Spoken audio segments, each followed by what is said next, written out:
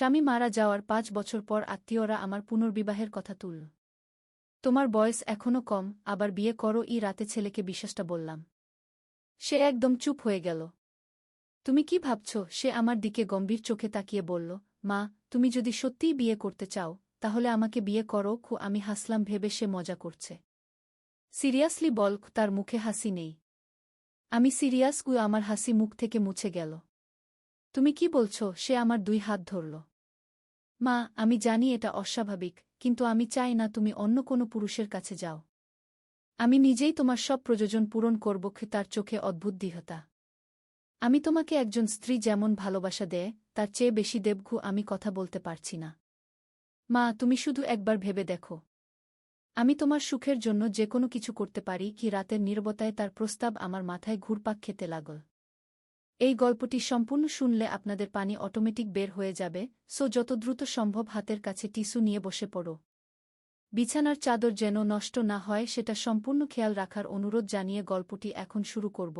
তার আগে সর্বশেষ অনুরোধ, দয়া করে এমন পানি বের করার গল্প নিয়মিত শুনতে আমাদের চ্যানেলটি সকলেই সাবস্ক্রাইব করুন। ধন্যবাদ।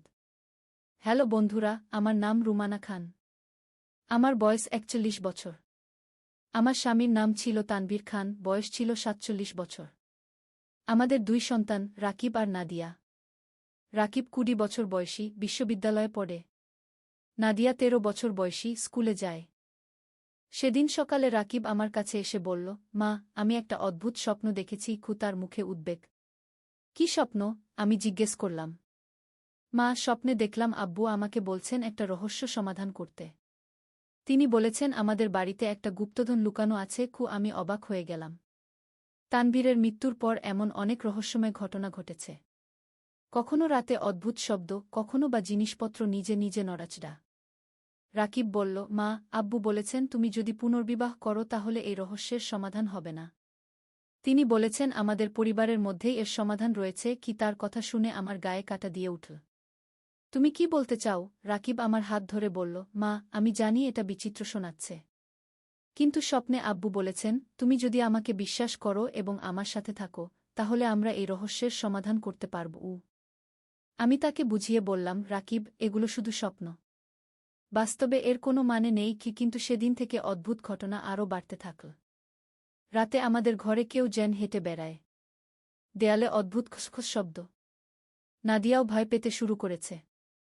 একদিন রাকিব আমাকে বলল, মা, আমি আব্বুর পুরানো কাগজপত্র ঘাঁটছিলাম। দেখ এটা কি পেয়েছি। সে একটা পুরানো চিঠি আমার হাতে দিল। চিঠিটা তানভীরের লেখা। তাতে লেখা, যদি আমার কিছু হয় তাহলে রুমানা জানবে আমি তাকে কতটা ভালোবাসি। আমাদের বাড়ির নিচে একটা গোপন ঘর আছে। সেখানে আমি আমাদের ভবিষ্যতের জন্য কিছু রেখেছি, কিন্তু সেটা খোলার জন্য একটা বিশেষ চাবি দরকার। সেই চাবি আমি আমার সবচেয়ে বিশ্বস্ত ব্যক্তির কাছে রেখেছি। আমার হাত কাঁপছে। এটা কি মানে? রাকিব বলল, মা, আব্বু হয়তো জানতেন তার সময় ঘনিয়ে আসছে। তিনি হয়তো আমাদের জন্য কিছু রেখে গেছেন। কিন্তু সেই চাবি কার কাছে? আমি চিন্তা করলাম। তানভীরের সবচেয়ে বিশ্বস্ত মানুষ কে ছিল? তার ভাই? বন্ধু? নাকি মা? রাকিব আমার দিকে তাকাল। আব্বু যদি সত্যিই সেই চাবি কোনো বিশেষ মানুষের কাছে রেখে থাকেন তাহলে সেটা নিশ্চয়ই এমন কেউ যিনি আমাদের পরিবারের সাথে আত্মীয়তার বন্ধনে আবদ্ধ। তার কথায় একটা সম্ভাবনা মাথায় এলো।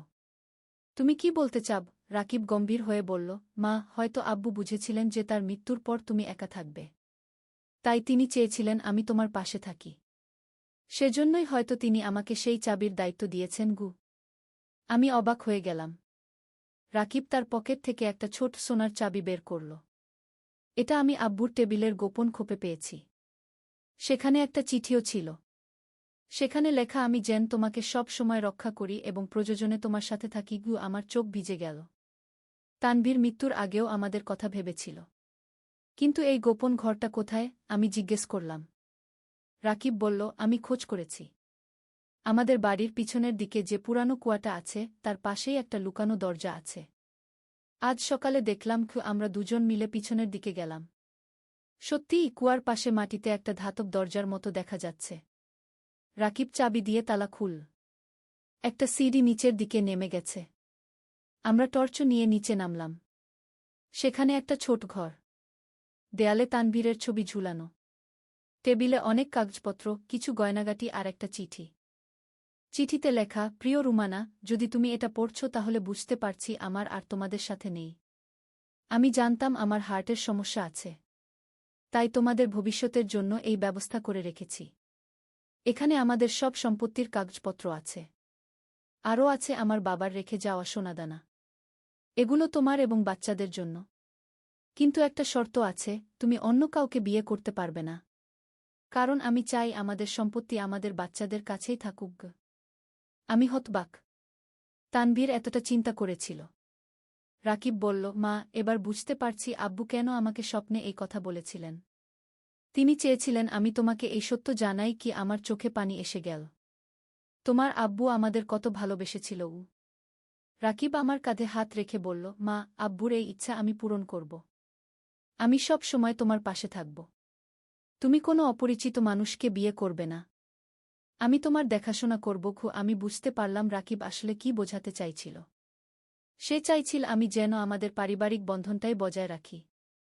কিন্তু রাকিব, তুমি তো একদিন বিয়ে করবে। তখন রাকিব হেসে বলল, মা, আমি বিয়ে করলেও তো তুমি আমাদের সাথেই থাকবে। আব্বুর ইচ্ছা অনুযায়ী আমরা একসাথে থেকে এই সম্পত্তি দেখাশোনা করব। আমি স্বস্তি পেলাম। আসলে রাকিব বলতে চাইছিল আমরা যেন পারিবারিক বন্ধন বজায় রাখি। সেদিন রাতে আমরা নাদিয়াকেও সব বললাম। নাদিয়া খুশি হয়ে বলল, তাহলে তো দারুণ। আমাদের আব্বু আমাদের জন্য এত ভাবনা করে রেখেছেন। আমরা সিদ্ধান্ত নিলাম যে এই গোপন ঘরটা আমাদের পারিবারিক স্মৃতিঘর হিসেবে রাখব। পরদিন আত্মীয়রা আবার পুনর্বিবাহের কথা তুললে আমি স্পষ্ট করে বললাম, আমি আর বিয়ে করব না। আমার সন্তানরাই আমার সবচেয়ে বড় সহায়তা। রাকিব আমার পাশে দাঁড়িয়ে বলল, আমি আমার মার সব দায়িত্ব নেব। তিনি আমাদের সাথেই ভালো থাকবেন। আত্মীয়রা আর কিছু বলল না। তারা বুঝতে পারল আমাদের সিদ্ধান্ত চূড়ান্ত। সেদিন রাতে রাকিব আমাকে বলল, মা, আব্বুর রেখে যাওয়া এই সম্পত্তি দিয়ে আমরা একটা ভালো ব্যবসা শুরু করতে পারি। আমি পড়াশোনার পাশাপাশি কাজ করব। আমি তার পরিকল্পনা শুনে অভিভূত হলাম। এভাবে তানভীরের রেখে যাওয়া রহস্যের সমাধান হল।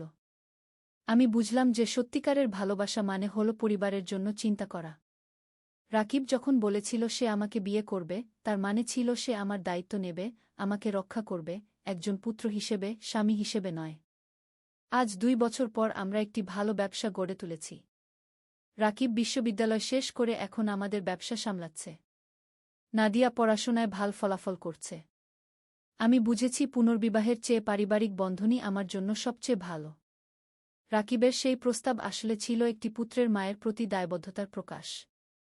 সে বুঝিয়েছিল যে একজন অপরিচিত মানুষের চেয়ে আমার নিজের সন্তানই আমার সবচেয়ে বিশ্বস্ত সাথী। তানভীরের রেখে যাওয়া চিঠি এবং সম্পত্তি আমাদের জীবনে স্থিতিশীলতা এনে দিয়েছে। আজ যখন কেউ আমাকে জিজ্ঞেস করে পুনর্বিবাহ নিয়ে, আমি হেসে বলি, আমার তো ইতিমধ্যে 2 জন সন্তান আছে যারা আমার সব প্রয়োজন মেটায়। আর কি দরকার? এই উত্তর শুনে সবাই সন্তুষ্ট হয়ে যায়। রাকিব এখন একজন দায়িত্বশীল যুবক। সে আমাকে সম্মান করে, যত্ন নেয়, কিন্তু সব সময় মাপুত্রের সম্পর্কের সীমানা বজায় রাখে। নাদিয়াও তার দাদার স্মৃতি নিয়ে গর্বিত। আমরা প্রতি সপ্তাহে সেই গোপন ঘরে যাই তানভীরের ছবির সামনে বসে তার স্মৃতিচারণ করার জন্য। তানভীর আমাদের শিখিয়েছে যে সত্যিকারের ভালোবাসা মানে হল পরিবারের মঙ্গল চিন্তা করা। রাকিবের সেই রহস্যময় প্রস্তাব আসলে ছিল তার বাবার ইচ্ছা পূরণের একটা উপায়। আজ আমি বুঝতে পারি যে আমার সন্তানদের নিয়েই আমার জীবন পরিপূর্ণ। এই গল্পের শিক্ষা হল, কখনো কখনো আমাদের সবচেয়ে কাছের মানুষরাই আমাদের সবচেয়ে বড় শক্তি। পুনর্বিবাহ সব সময় সমস্যার সমাধান নয়। পারিবারিক বন্ধন এবং পারস্পরিক সহযোগিতাই জীবনের সবচেয়ে বড় সম্পদ। আজ রাকিব যখন তার বন্ধুদের সাথে আড্ডা দেয়, তখন গর্ব করে বলে, আমার মা আমার সবচেয়ে ভালো বন্ধু। আমি তাকে কখনো একা ছাড়ব না। গিয়ে এই কথা শুনে আমার চোখে খুশির পানি চলে আসে। নাদিয়াও বলে, আমার দাদা এত ভালো পরিকল্পনা করেছিলেন। আমরা সবাই একসাথে আছি, খুশি আছি। এভাবে তানভীরের স্মৃতি আমাদের মধ্যে জীবন্ত হয়ে আছে। গত মাসে রাকিবের বিয়ের প্রস্তাব এসেছে। একটি ভালো পরিবারের মেয়ে। রাকিব আমার কাছে এসে বলল, মা, আমি বিয়ে করতে চাই। কিন্তু শর্ত হল তুমি আমাদের সাথেই থাকবে। আমি খুশি হয়ে সম্মতি দিয়েছি। মেয়েটিও খুব ভালো। সে বলেছে, আমি চাই আমার শাশুড়ি আমাদের সাথে থাকুন। আমি তাকে মা হিসেবে দেখব। এমন বউ পেয়ে আমি ধন্য মনে করি। আগামী মাসে রাকিবের বিয়ে। নাদিয়া খুব উৎসাহিত। সে বলে, দিদি এলে আমাদের ঘর আরও সুন্দর হবে গু। আমি ভাবি তানভীর যদি বেঁচে থাকত, কত খুশি হতো। রাকিবের সেই প্রথম দিনের কথা এখন আমাদের পরিবারের একটা মজার স্মৃতি। সে তখন আসলে বলতে চেয়েছিল যে সে আমার সাথে থাকবে, আমার দেখাশোনা করবে। কিন্তু তার কথার ভঙ্গি এত অদ্ভুত ছিল যে আমি ভুল বুঝেছিলাম। এখন আমরা হেসে সেই দিনের কথা মনে করি। রাকিব বলে, মা, আমি তখন ছোট ছিলাম। ভালো করে বুঝিয়ে বলতে পারিনি গিয়ে আমি বলি, তোর আব্বুর রেখে যাওয়া সেই চিঠিই সব পরিষ্কার করে দিয়েছিল ও। তানভীরের সেই গোপন ঘরটা এখন আমাদের পারিবারিক লাইব্রেরি। সেখানে তানভীরের বইপত্র রাখা আছে। রাকিব সেখানে বসে পড়াশোনা করে। নাদিয়াও তার বন্ধুদের নিয়ে সেখানে যায়। আমি প্রতিদিন সকালে সেখানে গিয়ে তানভীরের ছবির সামনে দাঁড়িয়ে বলি, তোমার পরিকল্পনা অনুযায়ী আমরা সবাই ভালো আছি। রাকিব তোমার মতোই দায়িত্বশীল হয়েছে কি মনে হয় তানভীর যেন আমার কথা শুনতে পাচ্ছে। এই গল্পের মাধ্যমে আমি বুঝতে পেরেছি যে পারিবারিক বন্ধনের চেয়ে শক্তিশালী আর কিছু নেই। রাকিবের সেই অদ্ভুত প্রস্তাব আসলে ছিল একটি পুত্রের মায়ের প্রতি অগাধ ভালোবাসার প্রকাশ। আজ আমার জীবন পরিপূর্ণ। সন্তানদের ভালোবাসা, তানভীরের স্মৃতি এবং একটি স্থিতিশীল জীবন, এর চেয়ে বেশি আর কি চাওয়ার আছে? রাকিবের বিয়ের প্রস্তুতি চলছে পুরোদমে। বাড়িতে আনন্দের আমেজ। নাদিয়া সারাদিন সাজসজ্জার কথা বলে। মা, দিদি এলে আমি তার সাথে কত মজা করব। তার উৎসাহ দেখে আমার মন ভালো হয়ে যায়। একদিন রাকিব আমার কাছে এসে বলল, মা, আমি তোমাকে একটা কথা বলতে চাই। তার মুখে গম্ভীর ভাব। বল হু। আমি বললাম, মা, আমার বিয়ের পর তুমি কি মনে করো আমি তোমাকে কম সময় দেব? আমি হেসে বললাম, পাগল, তুই তো আমার ছেলে। বিয়ের পরও তো সেটাই থাকবি গু। রাকিব আমার হাত ধরে বলল, মা, আমি প্রতিজ্ঞা করছি, আমার স্ত্রী এলে আমি তোমাকে একটু অবহেলা করব না।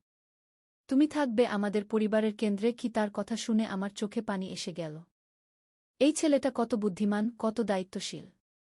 মেয়েপক্ষের সাথে দেখা করার সময় তারাও বলেছে, আমাদের মেয়ে চায় শাশুড়িকে মায়ের মতো সেবা করতে। কি এমন পরিবার পেয়ে আমি কৃতজ্ঞ। তানভীর বেঁচে থাকলে কত খুশি হতো। বিয়ের দিন ঘনিয়ে আসছে। আমি তানভীরের সেই গোপন ঘরে গিয়ে বসে থাকি। তার ছবির দিকে তাকিয়ে বলি, তুমি দেখো রাকিব কত ভালো হয়েছে। তোমার মতোই সে আমাদের পরিবারের যত্ন নিচ্ছে। কি মনে হয় তানভীর যেন হাসছে। রাকিবের বিয়ের মাত্র 1 সপ্তাহ বাকি। সেদিন সন্ধ্যায় রাকিব আমার কাছে এসে বলল, মা, আমি তোমাকে একটা সারপ্রাইজ দিতে চাই। ও আমি কৌতূহলী হয়ে জিজ্ঞেস করলাম, কি সারপ্রাইজ? সে বলল, আব্বুর সেই গোপন ঘরটা আমি সাজিয়েছি। চল দেখু। আমরা গোপন ঘরে নামলাম। আমি অবাক। পুরো ঘরটা সাজানো। তানভীরের ছবিটা একটা সুন্দর ফ্রেমে বাঁধানো। চারপাশে ফুল। একটা ছোট বেদি তৈরি করা হয়েছে। রাকিব, এটা তো দারুণ, আমি বললাম। রাকিব বলল, মা, আমি চাই আমার বিয়ের দিন আব্বুর আশীর্বাদ নিয়ে নিই। তাই এই ব্যবস্থা। তার এই চিন্তা দেখে আমার মন ভরে গেল। একজন ছেলে তার বাবাকে এত ভালোবাসতে পারে। বিয়ের দিন সকালে আমরা সবাই সেই ঘরে গিয়ে তানভীরের ছবির কাছে প্রার্থনা করলাম। রাকিব বলল, আব্বু, আজ তোমার ছেলে বিয়ে করছে। তুমি আশীর্বাদ করো যেন আমি মাকে সব সময় খুশি রাখতে পারি। কি আমি কাঁদতে কাঁদতে বললাম, তোমার আব্বু নিশ্চয়ই আশীর্বাদ করছে গি। বিয়ের অনুষ্ঠান হল সুন্দর করে। নতুন বউ, নাম তার শাহনাজ, খুব ভালো মেয়ে। সে আমাকে দেখেই পা ছুঁয়ে সালাম করল। আম্মা জান, আমি আপনাকে আমার মায়ের মতোই দেখব। তার কথায় আমার মন ভালো হয়ে গেল। বিয়ের পর শাহনাজ আমাদের সাথে মিশে গেল খুব সহজে। সে রান্না-বান্না করে, আমার সেবা করে, নাদিয়ার সাথে বোনের মতো ব্যবহার করে।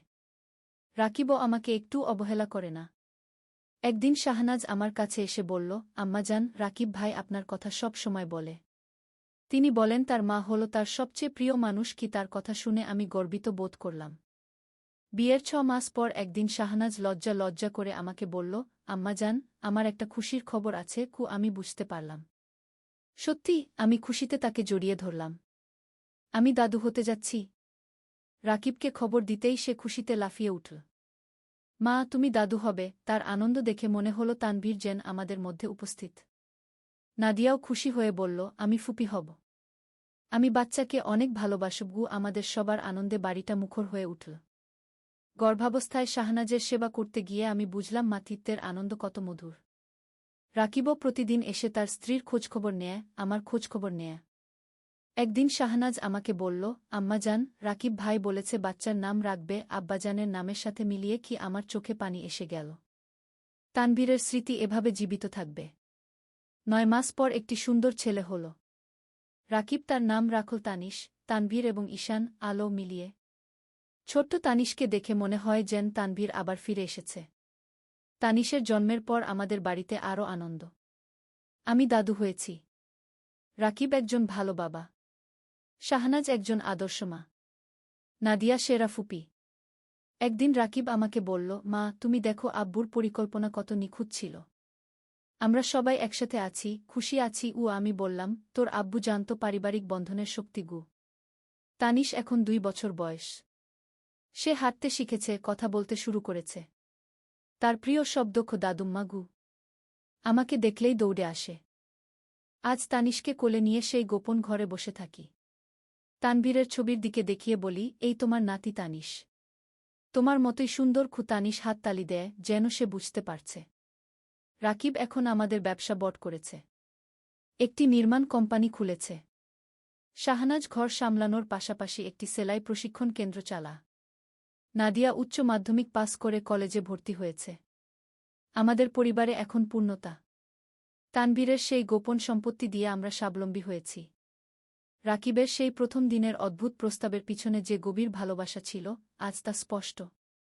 প্রতি শুক্রবার আমরা সবাই মিলে তানভীরের কবর জিয়ারত করতে যাই। তানিশ দাদার কবরে ফুল দেয়। রাকিব বলে, আব্বু আপনার পরিবার ভালো আছে, আপনি শান্তিতে থাকুন গু। কখনো কখনো ভাবি, রাকিব যদি সেই রাতে আমাকে স্পষ্ট করে না বলত, তাহলে হয়তো আমি সত্যিই অন্য কোথাও বিয়ে করে ফেলতাম। তাহলে তানভীরের রেখে যাওয়া সম্পত্তি, এই পারিবারিক সুখ কিছুই হতো না। আজ শাহনাজ আমাকে বলল, আম্মাজান আমার আবার সন্তান হবে। আমি আনন্দে আত্মহারা। সত্যি? তানিশ একটা ভাই বা বোন পাবে। শাহনাজ লজ্জা পেয়ে মাথা নাড়ল। রাকিব খবর পেয়ে আমার কাছে এসে বলল, মা আমাদের পরিবার আরও বড় হবে। তুমি আরেকবার দাদু হবে। আমি তাকে দোয়া করলাম। তানভীর যদি দেখতে পেত তার বংশ কত সুন্দরভাবে বেড়ে চলেছে। নাদিয়া এখন 18 বছর বয়স। সুন্দর একটি মেয়ে হয়ে উঠেছে। তার বিয়ের প্রস্তাবও আসতে শুরু করেছে। একদিন একটি ভালো পরিবার থেকে প্রস্তাব এল। রাকিব আমার সাথে পরামর্শ করে বলল, মা ছেলেটি ভালো, পরিবারও সম্মানিত। নাদিয়াকে জিজ্ঞেস করে আমি নাদিয়াকে বললাম। সে বলল, আপু আমি যা সিদ্ধান্ত নেবেন তাই মানবগু। আমরা সিদ্ধান্ত নিলাম নাদিয়ার বিয়ে দেব, কিন্তু শর্ত হল সে যেন কাছেই থাকে। ছেলেপক্ষ রাজি হল। তারা বলল, নাদিয়া চাইলে তার মায়ের কাছে যেতে পারবে গু। নাদিয়ার বিয়ের প্রস্তুতি শুরু হল। তানিশ এখন 3 বছর বয়স। সে খুব চট্টে। বলে, ফুফু বিয়ে করলে আমি ফুফার বাড়ি যাব। তার কথায় সবাই হাসে। শাহনাজের দ্বিতীয় সন্তান হওয়ার সময় ঘনিয়ে এসেছে। এবার একটি মেয়ে হোক, এই আশা করি। তানিশের একটি বোন হলে খুব ভালো হবে। একদিন রাকিব আমার কাছে এসে বলল, মা আমি একটা বড় প্রজেক্ট পেয়েছি। একটি শপিং মল নির্মাণের কাজ গু। আমি খুশি হয়ে বললাম, তোর আব্বুর মতোই তুই ব্যবসায় সফল হচ্ছিস গু। রাকিব বলল, মা এই প্রজেক্টের নাম আমি রেখেছি তানভীর কমপ্লেক্স। তার কথা শুনে আমার চোখে পানি এসে গেল। তানভীরের নাম এভাবে অমর হয়ে থাকবে। তানভীর কমপ্লেক্সের কাজ শুরু হল। রাকিব প্রতিদিন সাইট দেখে আসে। শাহনাজ তার যত্ন নেয়।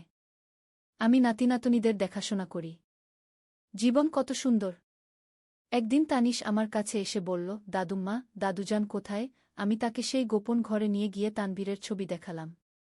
এই তোর দাদুজান। তানিশ ছবিতে চুমু দিল। আজ 4 বছর পর আমি বুঝতে পারছি যে রাকিবের সেই প্রস্তাব আসলে কত গভীর ছিল। সে বুঝেছিল যে আমার জীবনের সবচেয়ে বড় সম্পদ হল আমার সন্তানরা।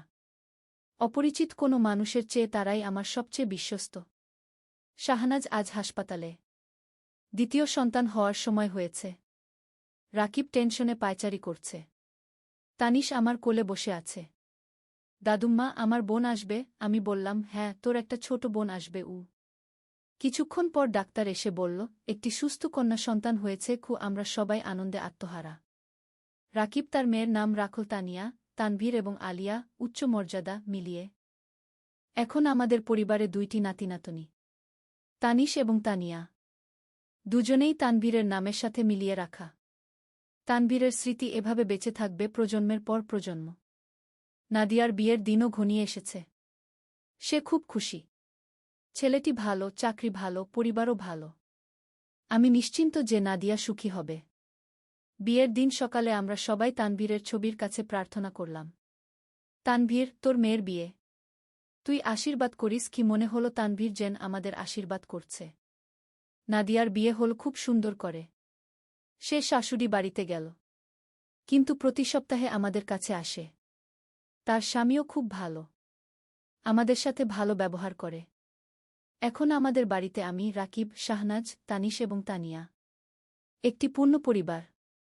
তানভীরের সেই গোপন পরিকল্পনা কত নিখুঁতভাবে বাস্তবায়িত হয়েছে। প্রতিদিন সন্ধ্যায় আমরা সবাই মিলে সেই গোপন ঘরে বসি। তানভীরের ছবির সামনে পরিবারের সবার খোঁজখবর দিই। তানিশ এবং তানিয়া এখন দাদার ছবিকে চিনে ফেলেছে। ছবি দেখলেই বলে, দাদুজান। রাকিবের ব্যবসা এখন অনেক বড়। তানভীর কমপ্লেক্স প্রায় তৈরি হয়ে গেছে। শহরের মানুষ জানে এটি একটি মানসম্পন্ন নির্মাণ। তানভীরের নাম এভাবে উজ্জ্বল হয়ে থাকবে। শাহনাজ এখন 2 বাচ্চার মা হয়ে আরও দায়িত্বশীল। সে বলে, আম্মা জান, আপনি না থাকলে আমি কিছুই পারতাম না। আমি বলি, আমরা সবাই একসাথে আছি বলেই সব সহজ গো। তানিশ এখন 4 বছর বয়স। স্কুলে ভর্তি হওয়ার বয়স হয়েছে। একদিন সে আমাকে জিজ্ঞেস করল, দাদুম্মা, আমার দাদুজান কি আমাকে দেখতে পারেন? আমি বললাম, হ্যাঁ সোনা, তোর দাদুজান আকাশ থেকে তোকে দেখেন। তুই ভালো কাজ করলে তিনি খুশি হন। তানিয়া এখন 2 বছর বয়স। খুব চঞ্চল। সারাদিন হৈহুল্লোড় করে। তানিশের সাথে খেলে। 2 ভাইবোনের মধ্যে খুব ভালোবাসা। নাদিয়ার বিয়ের 1 বছর পর তারও একটি সন্তান হল। একটি ছেলে। আমি প্রপিতামহী হলাম। নাদিয়া তার ছেলের নাম রাখল তানভি, তানভীরের নামের সাথে মিলিয়ে। এভাবে তানভীরের নাম আরও ছড়িয়ে যাবে। আজ 5 বছর পর যখন পিছনে তাকাই, দেখি রাকিবের সেই অদ্ভুত প্রস্তাব আসলে কত সুন্দর একটা পরিণতির দিকে নিয়ে গেছে। সে যদি সেদিন না বলত, তাহলে হয়তো আমি সত্যিই অন্য কোথাও চলে যেতাম। তাহলে এই সুখের পরিবার, এই নাতিনাতনীরা কিছুই হতো না। রাকিব এখন 25 বছর বয়স। একজন সফল ব্যবসায়ী। কিন্তু এখনও সে আমার কাছে সেই ছোট ছেলেটিই যে মায়ের জন্য যে কোনো ত্যাগ করতে পারে। প্রতিদিন সকালে উঠে আমার পা ছুঁয়ে সালাম করে। মা, তোমার দোয়া নিও। শাহনাজও একজন আদর্শ মা এবং স্ত্রী। সে বলে, রাকিব ভাই শিখিয়েছেন কিভাবে একটি পরিবারকে ভালোবাসতে হয়। আম্মা জান, আপনার ছেলে অসাধারণ গু। তানভীর যদি বেঁচে থাকত, আজ নিশ্চয়ই গর্বিত হতো। তার ছেলে কত সুন্দরভাবে পরিবারের দায়িত্ব নিয়েছে। তার নাতিনাতনীরা কত সুন্দর। তার স্মৃতি কিভাবে জীবন্ত হয়ে আছে। আমার জীবনের সবচেয়ে কঠিন সময়ে রাকিবের সেই অদ্ভুত প্রস্তাব আসলে ছিল একটি পুত্রের মায়ের প্রতি অগাধ ভালোবাসার প্রকাশ। সে বুঝতে পেরেছিল যে আমার জন্য সবচেয়ে ভালো হবে যদি আমি আমার নিজের সন্তানদের সাথেই থাকি। আজ সন্ধ্যায় আমরা সবাই মিলে তানভীরের ছবির সামনে বসলাম। তানিশ বলল, একদিন আলী সাহেব সোহেলের অফিসে এলেন। সোহেল তাকে দেখে অবাক হয়ে গেল। স্যার, আপনি এখানে? হ্যাঁ সোহেল, তোমার অফিস একবার দেখতে চাইলাম। খুব সুন্দর হয়েছে গু। আলী সাহেব পুরো অফিস ঘুরে দেখলেন। কর্মচারীদের সাথে কথা বললেন। তারপর সোহেলের রুমে এসে বসলেন। সোহেল, তুমি অনেক দূর এসেছ। মনে আছে 7 বছর আগে তুমি যখন আমার অফিসে প্রথম এসেছিলে? চা বানানোর কাজ করতে? হ্যাঁ স্যার, সব মনে আছে ইউ। আমি গর্বিত যে আমি তোমাকে একটা সুযোগ দিয়েছিলাম। আর তুমি সেই সুযোগকে কাজে লাগিয়েছ। জানো সফলতার মূল সূত্র কি? কি স্যার? কঠোর পরিশ্রম, সততা আর হাল না ছাড়া। তোমার মধ্যে এই 3টা গুণই আছে গু। সোহেল চোখে জল নিয়ে বলল, আপনি না থাকলে আজ আমি এখানে পৌঁছাতে পারতাম না স্যার।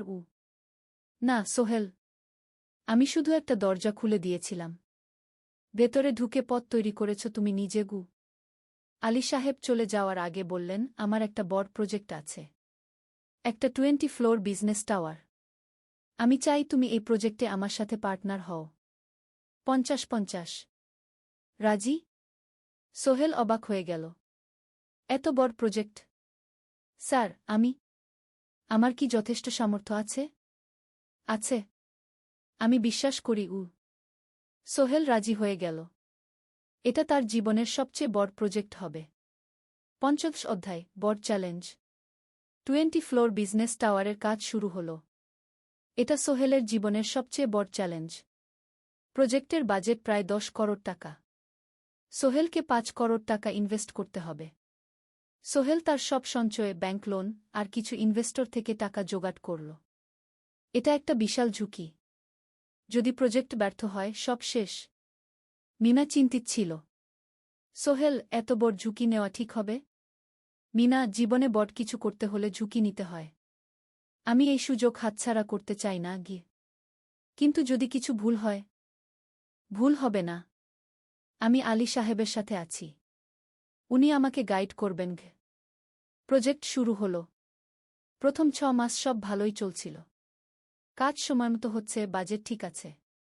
কিন্তু 7 মাসের মাথায় একটা বড় সমস্যা দেখা দিল। একজন প্রধান ইনভেস্টর হঠাৎ তার টাকা ফেরত চাইলেন। তিনি অন্য একটা জরুরি কাজে টাকা লাগবে বলে জানালেন। 1 করোড় টাকা ফেরত দিতে হবে। সোহেল বিপদে পড়ে গেল। 1 করোড় টাকা এখন কোথায় পাবে? প্রজেক্টের সব টাকা ঢেলে দিয়েছে। সে আলী সাহেবের সাথে কথা বলল। আলী সাহেব বললেন, চিন্তা করো না, আমি ব্যবস্থা করছি। কিন্তু আলী সাহেবও বড় একটা প্রজেক্টে আটকে আছেন। তার হাতে লিকুইড ক্যাশ নেই। সোহেল অন্য ব্যাংক থেকে লোন নেওয়ার চেষ্টা করল। কিন্তু ব্যাংক বলল, ইতিমধ্যে তার অনেক লোন আছে, নতুন লোন দিতে পারবে না। সোহেল রাতে ঘুমাতে পারছিল না। খাওয়া দাওয়া বন্ধ করে দিয়েছিল। মিনা তাকে দেখে খুব চিন্তিত হয়ে গেল। সোহেল, প্লিজ নিজেকে এভাবে শেষ করে ফেলো না। কোনো একটা রাস্তা বের হবেই কি। কিন্তু সোহেল কোনো রাস্তা দেখতে পাচ্ছিল না। ইনভেস্টর 15 দিন সময় দিয়েছে। 15 দিনের মধ্যে টাকা ফেরত না দিলে তিনি আইনি ব্যবস্থা নেবেন। 10 দিন কেটে গেল। সোহেল কোনো সমাধান খুঁজে পেল না। সে প্রায় হাল ছেড়ে দিয়েছিল।